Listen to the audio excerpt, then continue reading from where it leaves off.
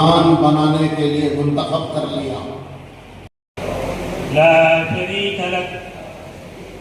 حضرات گرامی، الحمدللہ صبح کے سیشن میں بنیادی باتیں ہمارے سامنے آ چکی ہیں، اور حضرت مفتی صاحب نے بھی تو یوں سمجھ لیجیے کہ سوتے ہوں کو جگا دیا۔ یہ بھی پروگرام اپنے مقصد میں کامیاب ہو اور آپ کے عمرہ کیسے ادا کریں، اور صبح میں تفصیل آ چکی ہے کہ ہم 3 کام کریں گے، عمرہ ادا کریں گے، حج کریں گے اور مدینے کی حاضری ہوگی۔ ایک ہی سوسائٹی ہے لبئی، یہ پچھلے 20 سال سے 2005 سے الحمدللہ کام کر رہے ہیں۔ حیدرآباد میں مستقل کورس میں نے بنایا ہے، 10 دن کا کورس ہوتا تھا، اب اس کو اور شارٹ کر کے 5 دن کر دیا۔ یہ الحمدللہ ایک بڑا پیارا کام ہے۔ اور 2 باتیں میں نے آپ سے کہی ہیں، ایک ہے صحت اور دوسری ہے کیا ہے؟ دوسری کیا ہے؟ تربیت۔ عمرے سے وہ ملتا ہے جو حج سے ملتا ہے۔ حج سے گناہ معاف ہوتے ہیں، عمرے سے بھی گناہ معاف ہوتے ہیں۔ دور کر دیتا ہے، اور فلاں کی شادی میں دینا تھا، فلاں بچے کو پڑھانے میں دینا تھا، بولا بھائی وہ عمرے کے پیسے ہی دینا نہیں وہ ضروری ہے، آپ جو شادی کر رہے ہیں نا، آپ جو اڑا رہے عیاشی کر رہے وہ پیسے دیو نا، عمرے کے پیسے دینا کیا ضروری ہے؟ عمرہ تو عبادت ہے نا، جو عبادت کے کام نہیں کر رہے وہ پیسے دو غریبوں کو۔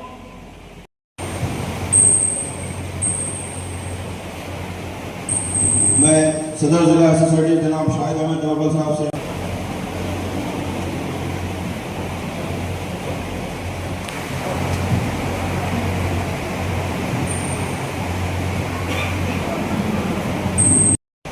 یہ خوش قسمتی اور سعادت مندی کی بات ہے، اللہ تعالیٰ اپنے سے محبت کراتے ہیں، یہ بڑی سعادت ہے آپ حضرات کے لیے۔ اسی طریقے سے میں عادل آباد کے تمام ذمہ داران کو بھی مبارکباد پیش کرتا ہوں کہ چیز کر لے جاتی ہے، تو اس لیے ہم جو خانہ کعبہ کا طواف کر رہے ہیں یہ اللہ کی محبت میں اس کے گھر کے چکر لگا رہے ہیں، اس لیے یہی سے اپنے دلوں میں عشق الہی کو پیدا کر کے جائیں، اللہ کی ذات عالی سے خوب محبت دل کے اندر بیٹھ جائے۔ اس کے لیے روزانہ چلتے پھرتے اڑتے بیٹھتے خوب اللہ کا ذکر کریں، تیسرے کلمے کا کثرت سے ورد ہو، اللہ اللہ کی صدائیں اور ضربیں لگائیں، بار بار اللہ کی طرف ذہن ہمارا جاتا رہے، اللہ کی ذات عالی کا استحضار کہ اللہ ہمارا خالق ہے، مالک ہے، اللہ ہمارا رازق ہے، اللہ ہمارا پالنہار ہے، اور سب سے بڑھ کے یہ کہ وہ 70 ماؤں سے زیادہ محبت کرنے والا ہے۔ ہم اس خدا کی بارگاہ میں جا رہے ہیں اس کی محبت میں، تو اپنے دلوں میں اس کی محبت کا جاگوزی کر کے جائیں۔ اس کے لیے نمازوں کی پابندی، روزانہ تہجد کا اہتمام۔ میرے بھائیوں، بزرگوں نے فرمایا تہجد کی نماز وہ نماز ہے جو صرف اور صرف اللہ کی محبت میں پڑھی جاتی ہے، جس کے اندر دکھاوا نہیں ہوتا، نام و نمود نہیں ہوتا جس کے اندر۔ روزانہ کی نمازیں تو ہم لوگ رسماً پڑھ لیتے ہیں، 5 وقت کی نماز، اذان ہو گئی، گھر والے ٹوکرے تو اٹھ کے چلے جا رہے ہیں، محلے والے کیا کہیں گے، محلے میں رہتا، مسجد کے قریب رہتا، نماز کو بھی نہیں آتا، یہ سوچ کر چلے جاتے ہیں، رسماً چلے جاتے ہیں۔ لیکن حقیقت میں دیکھا جائے تو اللہ کی محبت میں جو نماز پڑھی جانے والی وہ تہجد کی نماز ہے۔ اسی لیے کسی بزرگ نے فرمایا روزانہ 5 وقت کی نماز مؤذن کی اذان پر پڑھی جاتی ہے، لیکن تہجد کی نماز دل کی آواز اور دل کی اذان پر پڑھی جاتی ہے۔ تہجد اللہ کی لاڈلی عبادت ہے، اللہ اپنے لاڈلے بندوں کو نصیب فرماتے ہیں۔ تہجد کی نماز پڑھنے سے اللہ کی محبت میں اضافہ ہوتا ہے، اللہ سے عشق بڑھتا ہے، اس لیے ابھی سے عادت ڈالیں تہجد کی نماز کی۔ تہجد میں اٹھ کر اللہ کے سامنے روئیں اور اپنے سارے گناہوں کی معافی تلافی کرا لیں، حق باقی نہ رہے، نہ اللہ کا کوئی حق ہمارے ذمہ باقی ہو، نہ بندوں کا حق کس ہمارے ذمہ باقی ہو۔ کسی کا کوئی لین دین ہے تو ان کو لوٹا کے جائیں، کسی سے قرض لیا تو اس کو واپس کر کے جائیں۔ ہماری اپنی ذات سے کسی کو تکلیف پہنچی، کبھی لڑائی جھگڑا ہو گیا، کبھی بات چیت بند کر دی، کبھی ناچاکیاں ہو گئے، اختلاف میں کچھ بول دیے، ان کا دل دکھایا، ان سے معافی تلافی کر کے جائیں۔ اس لیے کہ میرے بھائیوں، ایک ہے اللہ کا حق، دوسرے بندے کا حق۔ اللہ چاہے تو اپنا حق معاف کر دے، لیکن بندوں کا حق اس وقت تک معاف نہیں کرتے جب تک کہ بندے خود معاف نہ کر دیں۔ اس لیے جانے سے پہلے سارے گناہوں کی توبہ کے ساتھ ساتھ अल्लाह के बंदों के जो हुकूक हमारे ऊपर है, वालिदैन से माफी मांग लें, रिश्तेदारों से माफी तलाफी कर लें, अपने भाई बिरादरी से माफी तलाफी करके जाएं। माफी तलाफी का ये तरीका नहीं है कि फेसबुक पे कोई मैटर बना के डाल दिए, कोई वीडियो और ऑडियो बना के फेसबुक पे चला दिए, ये तरीका नहीं है मेरे भाइयों। बराह रास्त उन लोगों से मुलाकात करके माफी तलाफी कर ले, ताकि हमारे दिल में हुकूकुल इबाद का कोई गुनाह बाकी न रहे।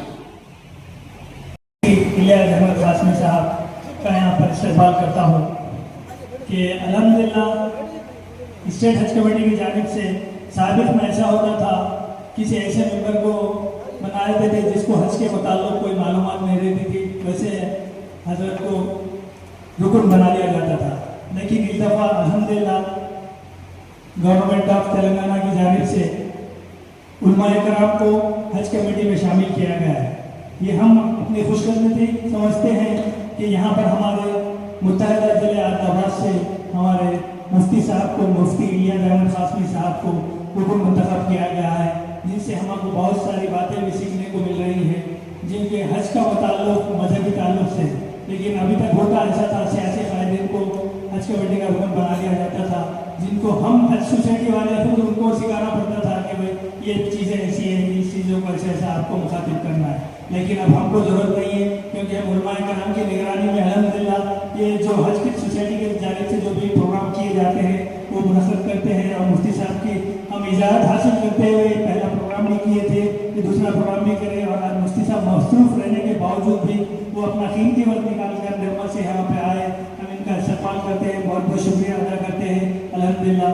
और हज कमेटी के जानिब से मुफ्ती साहब ने इस दफ़ा ऐसा एक अपनी जानिब से कोशिश की थी कि मुत्तहिदा ज़िले आदिलाबाद के तमाम आज़मीन हज को एक फ्लैट, एक बिल्डिंग होना चाहिए। वो भी कोशिश अल्हम्दुलिल्लाह मुफ्ती साहब ने की। हमने उनसे मुतालबा किया था, मुफ्ती साहब बहुत सारे मुश्किलात पेश आ रहे हैं, तो क्योंकि आदिलाबाद, निर्मल, मंशरी, आसिफ और ये हमारे असला आजू बाजू लगे हुए हैं जो मुत्तहिदा ज़िला है, तो मुफ्ती साहब ने खुद कोशिश करके चेयरमैन साहब को लेटर दिया, सेंट्रल हज कमेटी के लोगों को भी वहाँ पर भी यहाँ से नुमाइंदगी की गई कि हमको एक फ्लाइट करना चाहिए।